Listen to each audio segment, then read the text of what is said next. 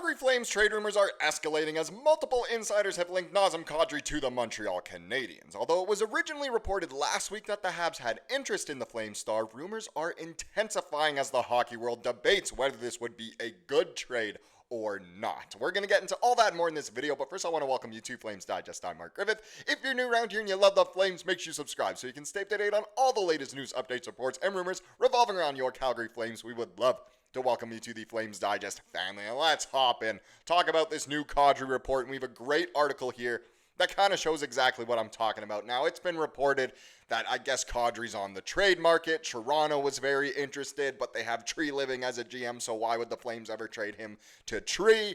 And then, a few other teams came in the mix, a reunion with Colorado maybe, but now it seems like the number one team's Montreal, and it does need to be mentioned that there was a report that came out that it says, the Flames are trying to, sabotage everyone. They're trying to make a market for Kadri and drive up the price, but are they ever going to trade him? It's just totally weird. It's just strange drama going on right now, but it's not locker room drama, thank goodness, because we don't need that in Calgary after everything that happened with Markstrom, but it's kind of weird is what I'll say. But right now, Kadri to Montreal is the big thing going on in the hockey world. And we have a good article here. Whoa, where to go? There it is.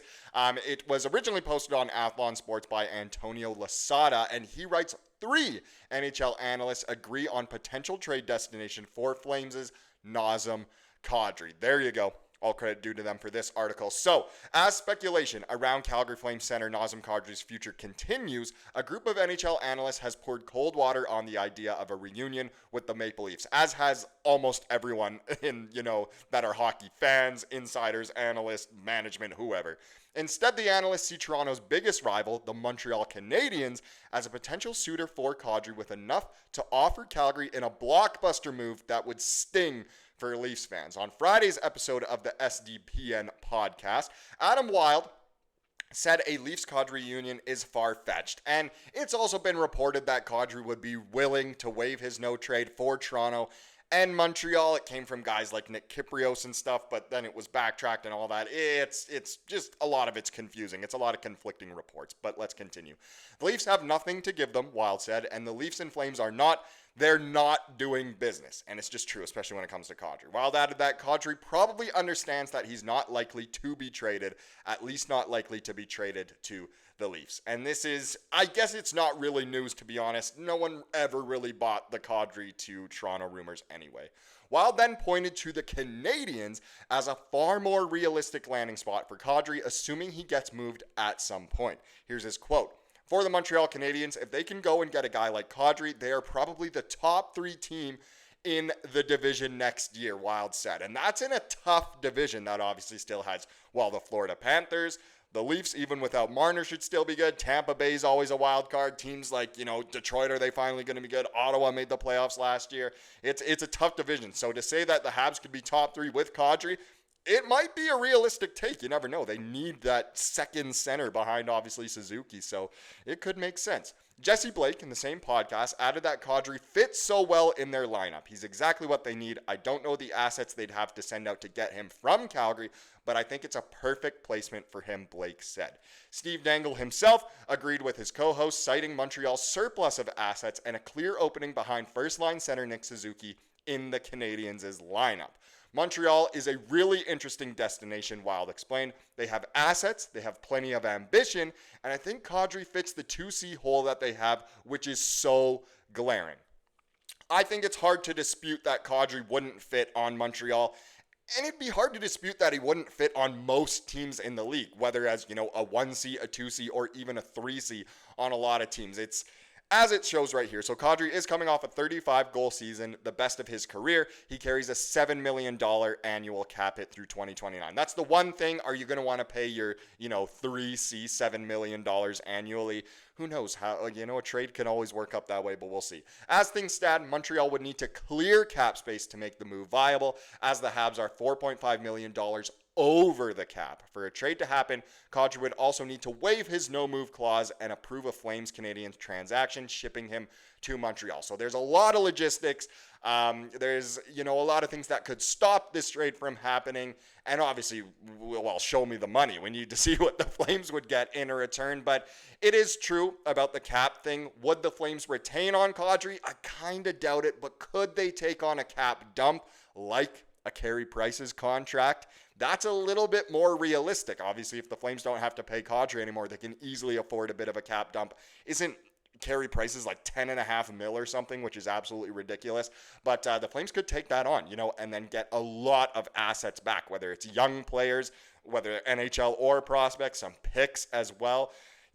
Montreal kind of fleeced us in the Monahan deal, so maybe those future considerations could kick in. But that's the latest on kind of a Kadri report, but I wanted to, do a little scan of the internet here and get some thoughts from other people. And I got to be honest, it's mostly Habs fans talking about this online more than Flames fans. But here's one kind of crazy trade proposal that I found on Twitter. So Matthew McVie here, he said, I don't think he'll be traded, but then read between the lines kind of think, but if he is, here's a trade that could happen. Kadri at 50% retained, so the Flames would still be paying $3.5 million through to 2029, which is a lot. But for Josh Anderson, personally not interested.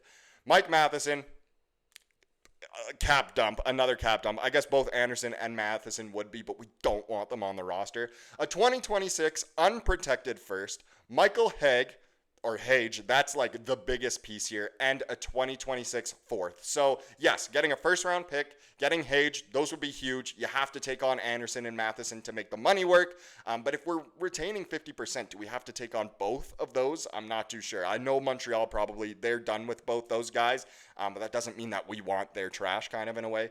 But Matthew here, he does say, may seem like a lot, but taking on cap dumps and retaining just to make the trade work seems good enough, which is, I guess, fair. And let's just be realistic. It's going to be hard to come up with a viable, realistic trade proposal in this scenario, but this was just a very interesting one. I'm not thrilled by it. I mean, Hage and a first is really nice, but with that 50% retain, I'd almost want more in a way. And that's obviously coming from the bias of a Flames fan, but it was a very interesting comment. Let me just leave it at that. More thoughts. One person said, I've been wanting Kadri in Montreal forever. I'd empty the cupboards to get him. Perfect amount of skill and championship pedigree to play with this core. Well, tell Mr. Kent Hughes that. We would love to make that happen. Feel free to empty your cupboards to us in terms of good assets like prospects, young players, and obviously picks as well. Another person says, I kind of figured that. I really can't see a fit with Kadri in Montreal with his age and not being all that solid of a three-zone defensive player. If the Habs were serious contender, maybe, but not now. And that's an interesting take. I mean, these are obviously coming from Habs fans. So one person, yes, I want Kadri at all costs. Another person saying, no, he just doesn't fit. He's too old. He's not that great at all ends of the ice, which is it fair to say? I'm not too sure. Maybe if Kadri learned the offside rule, things would be a lot better. But yeah, it's interesting. There's a bit of a debate going on in, I guess, the Habs fan base right now.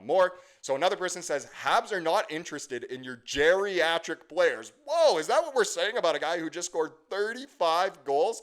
So one person, a Flames fan finally, so Free Flames Scout, says, the geriatric player would have been your number 2 goal scorer and the Habs are interested in him. That's why this is even being discussed. The Flames aren't shopping Kadri. Teams are actively trying to get him, which is interesting. That's what's being reported, is the Flames aren't necessarily going out saying, hey, you want Nazem Kadri? What are you going to give us? It's more so teams are interested in acquiring him because they know that when you're on the Flames, you're part of trade rumors no matter what, almost. There's not really many players on the Flames that haven't at least been said in a trade rumor or two this summer. So it is a true way to look at it. But I don't know. Are Habs fans interested? As a Flames fan, let me know. Would you rather trade Kadri now while his value is so high? Or do you think his value internally within the organization is more important? It's definitely a debate to have. Would you want to ship him off to Montreal if we got a lot back? I mean, it'd be hard to say no, but Let me know what you think down below. Now let's get into the comment of the day to wrap up this video, as we love to do here on the channel. It comes from the most recent video, of course, which, surprise, surprise, was about more trade rumors, but this time about Rasmus Andersson. But this was a very popular comment, got 11 likes, more than a usual video here on the channel. But Magic for Life, they said, since Zary hasn't had an extension yet, maybe a possibility of Andersson and Zary for Jason Robertson from Dallas. Now, that's a steep price to pay for Robertson, but it could make sense. With, the weirdness going around with Zary, the uncertainty of if he's going to sign or not, maybe picking up Robertson isn't a bad thing if we already know Raz is on the way out. It could potentially work out. Again, we'll just have to wait and see. Thank you so much for watching this video. Please subscribe to what you saw here today and have a wonderful rest of your day.